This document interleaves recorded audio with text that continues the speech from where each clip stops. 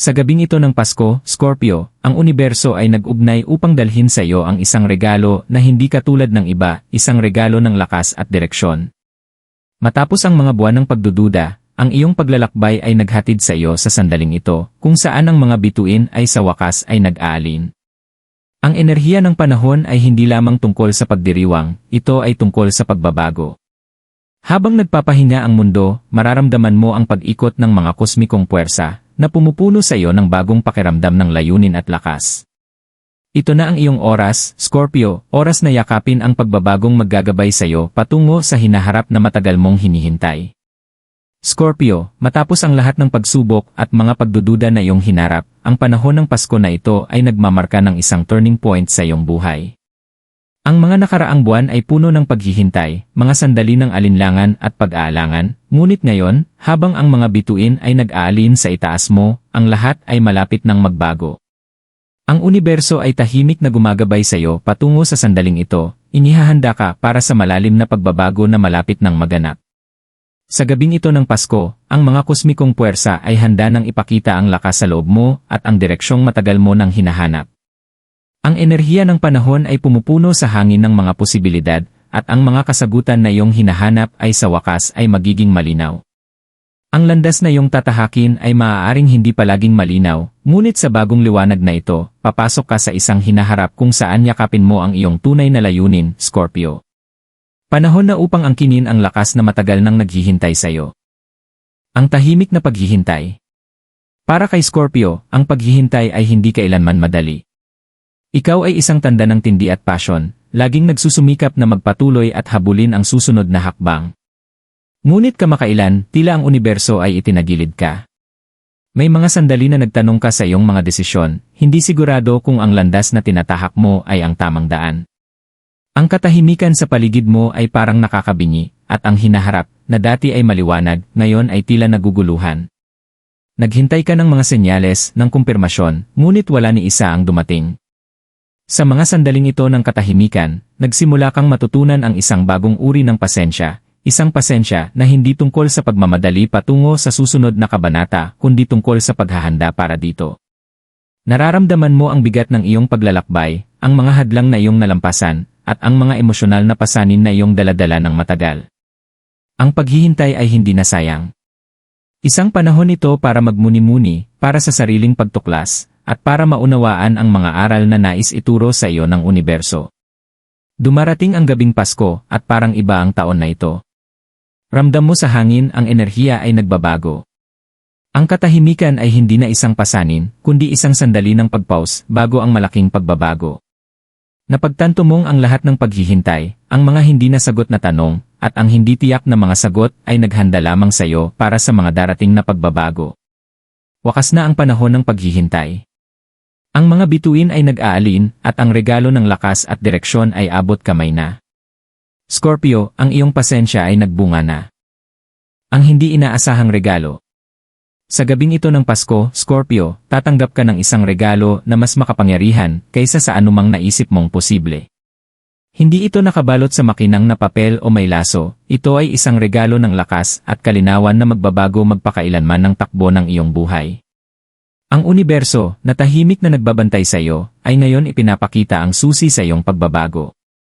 Sa katahimikan ng gabi, habang ang mundo ay nagdiriwang ng kagalakan, natagpuan mo ang iyong sarili na mag-isa kasama ang iyong mga iniisip, at sa katahimikan iyon, may isang malalim na bagay na nangyayari. Ang bigat na iyong daladala sa mahabang panahon ay nagsisimulang magaan. Ang mga pagsubok, ang mga pagdududa, ang mga takot, lahat ay nagsimulang maglaho. Napagtanto mong ikaw pala ang may lakas na baguhin ang iyong kapalaran, ngunit ito ay nakatago sa loob mo, naghihintay ng tamang oras upang magising. Ang gabing ito ng Pasko ay ang sandali. Ang lakas na iyong nakuha mula sa iyong paglalakbay ay ngayon ay malinaw na. Hindi ka na muling mararamdaman na nawawala o hindi sigurado. Ang kalinawan na matagal mong hinahanap ay narito na. Hindi ka na naglalakad ng bulag sa dilim, Scorpio, ang landas na iyong tatahakin ay ngayon ay naliwanagan ng mga bituin. Ang regalong ito ay hindi lamang isang panlabas na biyaya, kundi isang panloob na pagbabalik-loob, isang paggising sa iyong tunay na potensyal. Ito ang pagkaalam na ikaw ang may kontrol sa iyong tadhana, at ang direksyon na iyong hinahanap ay narito na sa harap mo. Palagi kang itinakda para sa kadakilaan, ngunit ngayong gabi, lubos mong nauunawaan na ikaw ang nagdadala ng kapangyarihang magbukas nito. Scorpio, ang Pasko na ito ay ang iyong turning point. Ang regalo ng lakas, direksyon, at kalinawan ay iyon ang angkinin. Yakapin ito sapagkat ito ang sandali kung saan magbabago ang lahat. Isang bagong simula. Habang umuusad ang gabi, Scorpio, ikaw ay nakatayo sa pintuan ng isang bagong simula. Ang landas na iyong tatahakin ay ngayon ay malinaw, at sa bawat hakbang na iyong ginagawa, nararamdaman mo ang bigat ng nakaraan na nagiging magaan. Ang mga pagsubok na minsan ay tila walang katapusan ay hindi na kayang pigilan ka. Sa kanilang lugar ay naroroon ang isang bagong layunin, isang malalim na kaalaman na ang universo ay gumagabay sa iyo patungo sa isang kamanghamanghang bagay. Ang regalong natanggap mo ay hindi lamang isang pansamantalang biyaya, ito ay ang simula ng isang malalim na pagbabago. Hindi ka nakatulad ng taong ikaw noon bago dumating ang gabing Pasko. Ang katahimikan na minsan ay nakakabigat ay naging isang tahimik na lakas. Ang mga pagdududa at takot na pumapagal ng iyong pananaw ay napalitan na ng kalinawan at direksyon. Nararamdaman mong may isang spark sa loob mo na nagsisilbing apoy ng passion at determinasyon. Ito na ang iyong oras upang magtagumpay, Scorpio. Maaaring hindi ka laging naunawaan ng mundo, ngunit ngayon, ikaw na ang pagkakataon na magningning. Naharap mo ang mga bagyo, hinarap ang iyong mga panloob na demonyo, at lumabas na mas matatag. Ngayon, ang universo ay nagbubukas ng mga pinto na dati nakasara, at ikaw ay may lakas at kalinawan upang dumaan dito. Ang mga tao sa paligid mo ay maaaring hindi lubos na maintindihan ang mga pagbabagong iyong dinaranas, at ayos lang iyon. Ito ay iyong personal na paglalakbay, Scorpio. Ang mahalaga ngayon ay ikaw na ang may kapangyarihan na hubugin ang iyong tadhana. Ang hinaharap ay hindi na hindi tiyak dahil ngayon ay naglalakad ka na ayon sa iyong tunay na layunin. Sa Paskong ito, ang universo ay hindi lamang nagbigay sa iyo ng pag-asa, binigyan ka nito ng mga kasangkapan upang baguhin ang iyong buhay. Ang direksyon na iyong hinahanap noon ay ngayon ay iyon ang angkinin, at sa bawat hakbang, ikaw ay lumilikha ng buhay na matagal mong pinapangarap. Wakas na ang paghihintay. Ang pagbabago ay nagsimula na. Ang lakas sa loob. Habang niyayakap ni Scorpio ang mga pagbabago na dulot ng gabing ito ng Pasko, may isang malalim na pagka-realize na hindi lamang ang mga panlabas na kalagayan ang nagbago, kundi ang isang bagay na mas makapangyarihan pa na matagal nang naroroon sa loob mo. Ang pagbabago na iyong naranasan ay hindi lamang tungkol sa bagong direksyon, ito ay tungkol sa pagtuklas ng hindi pa nagagamit na balon ng lakas na palaging naroroon, malalim sa iyong kalooban. Marami ka ng pinagdaanan, Scorpio. Hinarap mo ang mga pagsubok na sumubok sa iyong tibay, at sa kabila ng lahat, nakahanap ka ng paraan upang mag-survive. Ngunit ngayon, ang survival ay hindi na sapat. Ang gabing Pasko ay nagising ng isang bagay sa iyong loob, isang lakas na higit pa sa iyong naisip. Ito ay ang lakas na magpatuloy, hindi mula sa takot o desperation, kundi mula sa isang lugar ng panloob na kapangyarihan. Noong nakaraan, maaaring nagduda ka sa iyong kahalagahan, nagtanong kung sapat ba ang iyong lakas upang malampasan ang mga hadlang sa iyong buhay. Ngunit ngayon, habang nakatayo ka sa liwanag ng pagbubukas na dulot ng Pasko, napagtanto mong palagi mong taglay ang lakas upang harapin ang anumang ibinato ng buhay sa iyo. Ang kaibahan ngayon ay na ikaw ay mulat na rito. Ang bagong pagkaalam na ito sa iyong panloob na lakas ay pumupuno sa iyo ng pakiramdam ng kalayaan. Hindi ka na nakatali sa sariling pagdududa. Ang bigat ng mga nakaraang pagkakamali at pagsisisi ay wala ng kapangyarihan sa iyo. Sa lakas na ito, Scorpio, handa ka nang umangat at kunin ang kontrol sa iyong tadhana. Ang lakas na ito ay hindi tungkol sa kayabangan o puwersa. Ito ay tungkol sa tahimik na kumpiyansa, isang malalim na kaalaman na kaya mong hawakan ang anumang dumaan sa iyong landas.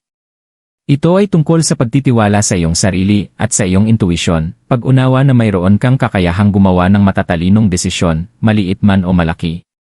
Ang nakaraan ay hindi na ikaw ang nagdedesisyon, ang hinaharap ay sa iyo ng lumikha. Habang nagpapatuloy ka, mapapansin mo kung paanong ang lakas na ito ay kumikinang mula sa iyo. Maging magneto ito para sa mga oportunidad at tamang tao. Magiging matatag ka sa harap ng mga pagsubok, alam mong higit ka pa sa kaya mong gawin. Scorpio, ito ang iyong kapangyarihan, ang iyong panloob na lakas, na nagising sa pamamagitan ng mahika ng gabing Pasko. Ginagabayan ng mga bituin. Habang nagpapatuloy ang gabi ng Pasko, Scorpio, napagtanto mong ang universo ay palaging gumagabay sa iyo, kahit sa mga sandaling pakiramdam mo ay nawawala o hindi sigurado. Hindi ibig sabihin na ang landas ay talagang nakatago sa iyo, kundi hindi ka pa handa upang makita ito. Ngayon, habang ang mga bituin ay nag-aalin, ang gabay na iyong hinahanap ay mas maliwanag kaysa kailanman. Ang mga bituin ay may paraan ng pagsasalita sa iyo, Scorpio, sa pamamagitan ng mga banayad na senyales at synchronicities. Palagi mong naramdaman ang mga mas malalim na enerhiya ng universo, ngunit ngayon, sila ay nagsasalita sa iyo ng isang malinaw na hindi matatawarang kalinawan. Ang mga bulong ng kosmos ay hindi na isang malalayong bulong-bulungan, ito ay isang malakas at malinaw na tawag na magsagawa ng aksyon. Ang gabay na kailangan mo ay hindi lamang sa kalangitan, kundi nasa loob mo na makikita sa iyong intuisyon, mga panaginip at panloob na kaalaman. Sa bawat hakbang na iyong ginagawa, nararamdaman mo ang paghila ng mga bituin na gumagabay sa iyo patungo sa landas na itinakda sa iyo. Ang enerhiya ng Pasko, puno ng pag-asa at pag-renew, ay nagpapalakas ng koneksyong ito. Scorpio, ang universo ay hindi na isang malalayong puwersa, ito na ang iyong katuwang sa paglalakbay. Matagal nitong hinihintay na makita mo ang iyong lakas at sumuong sa iyong layunin. Ngayon na nakita mo ito, ang lahat ay nagiging maayos. Ang mga bituin ay hindi lamang kumikislap para sa iyo, ipinapakita nila sa iyo ang daan. Ang landas na iyong tatahakin ay maaaring magpatuloy ng mga liko at pag-ikot, ngunit ngayon ay tinatahak mo ito ng may kumpiyansa at tiwala. Sa bawat desisyon, nararamdaman mo ang presensya ng universo na sumusuporta sa iyo, itinutulak ka pataas kapag ikaw ay nadapa, at pinapalakas ka kapag ikaw ay nag-aalangan. Scorpio, ito na ang kosmikong pagbabago na iyong hinihintay. Ang universo ay nag-alin, at sa pag-alig nito, ang iyong paglalakbay ay ngayon ay nasa perpektong harmonya sa iyong tunay na landas. Ang bawat hakbang pasulong ay nararamdaman mong natural, para bang naglalakad ka kasama ang mga bituin. Hindi na muling nararamdaman mong lumalaban ka sa agos, ngayon, ikaw ay dumadaloy kasama nito. Ang universo ay itinakda na ang kurso para sa iyo, at ngayon ay panahon na para sundan mo ito. Hinarap ang mga anino. Sa bawat pagbabago, kasabay nito ang hamon ng paghaharap sa mga anino, ang mga bahagi ng ating sarili na itinago o iniiwasan natin. Para kay Scorpio, ang mga aninong ito ay hindi lamang takot o kawalan ng kumpiyansa, sila ang malalim na sugat mula sa nakaraan, ang mga pagkakamali na patuloy na nananatili sa iyong puso, at ang mga alaala na humubog sa kung sino ka. Ngunit ngayon, sa lakas na iyong nakuha at sa gabay ng mga bituin, handa ka nang harapin sila ng direkta. Sa gabing ito ng Pasko, Scorpio, ang universo ay hindi lamang nag-aalok ng landas pasulong kundi pati na rin ng tapang upang harapin ang mga bagay na iyong iniiwasan. Ang mga anino ay hindi na may kapangyarihang magkontrol sa iyo, dahil yakapin mo na ang iyong panloob na lakas. Panahon na upang dalhin sila sa liwanag, pagalingin ang mga sugat na matagal nang nasaktan, at makipagkasunduan sa iyong nakaraan. Ang mga aninong iyong hinaharap ay hindi naroroon upang sirain ka, kundi upang bigyan ka ng lakas. Sila ay bahagi ng iyong paglalakbay, isang salamin ng iyong tibay. Bawat anino na iyong hinarap at tinalo ay nagdaragdag sa iyong lakas, tinuturuan kang wala ng anumang sa iyong nakaraan na makakapagbigay ng kahulugan sa iyo. Hindi ka na ang taong pinahihirapan ng mga pagsisisi o takot. Ikaw na ngayon ang taong natuto, lumago, at umangat mula sa mga karanasang iyon. Habang hinaharap mo ang mga aninong ito, maaaring makaramdam ka ng ilang hindi komportableng sandali, ngunit tandaan, ito na ang mga huling bakas ng mga bagay na hindi na makikinabang sa iyo. Sa bawat hakbang, inaalis mo ang bigat ng iyong nakaraan, at binibigyan ng puwang ang bagong buhay na naghihintay sa iyo. Scorpio, ang mga anino ay unti-unting naglalaho, at ikaw ay umuusbong patungo sa liwanag ng iyong buong potensyal. Ang pagbubukas ng Pasko. Habang tumunog ang hating gabi, Scorpio, ang lahat ng iyong hinihintay ay nagsimulang magbukas sa harap ng iyong mga mata. Ang gabi ng Pasko ay hindi lamang isang pagdiriwang, ito ay isang pagbubukas ng mata. Iningatan ng universo ang pinakamakapangyarihang regalo nito para sa sandaling ito, at ngayon, habang ang mga bituin ay kumikislap ng pinakamaliwanag, ang katotohanan ay naipakita na. Ang mga sagot sa mga tanong na matagal nang nanatili sa iyong puso ay ngayon ay maliwanag na. Nakikita mo na ang iyong landas, at sa unang pagkakataon sa matagal na panahon, nauunawaan mong ang lahat ng nangyari hanggang sa puntong ito ay nagdala sa iyo sa sandaling ito ng banal na kalinawan. Ang pagbubukas na ito ay hindi lamang tungkol sa pagtingin sa iyong hinaharap, ito ay tungkol sa pagtingin sa iyong sarili, tunay na makita kung sino ka at ang potensyal na nasa loob mo. Ang mga pagdududa na dati ay pumapaloob sa iyong paghusga ay naglaho, na nag-iwan lamang ng isang malalim at matibay na kaalaman na ikaw ay nasa tamang landas. Lakas na iyong hinahanap ay hindi kailanman nasa ibang lugar, ito ay palaging nasa loob mo, naghihintay na magising. Ang pagbubukas na ito ay dumating sa isang sandali ng katahimikan, Scorpio. Sa tahimik na gabi, nararamdaman mo ang bigat ng lahat, ang mga pagsubok, ang paglago, at ngayon, ang pagkaalam na higit pa sa kayang yakapin ang hinaharap. Hindi ka na naghahanap ng validation o gabay mula sa ibang tao. Ang katotohanan ay palaging nasa loob, at ngayon, habang ang gabi ng Pasko ay nagbubukas, ito ay iyon ang angkinin. Ang pagbubukas na ito ay nagmamarka ng simula ng isang bagong kabanata. Binibigyan ka ng kalinawan at lakas upang magpatuloy, at ngayon, wala nang makakapigil sa iyo. Ang universo ay nag-alin, at ikaw ay handa ng umpisahan ang iyong kapangyarihan, Scorpio. Habang lumalapit ang pagtatapos ng gabi ng Pasko, Scorpio, ikaw ay nakatayo sa hangganan ng isang bagong simula.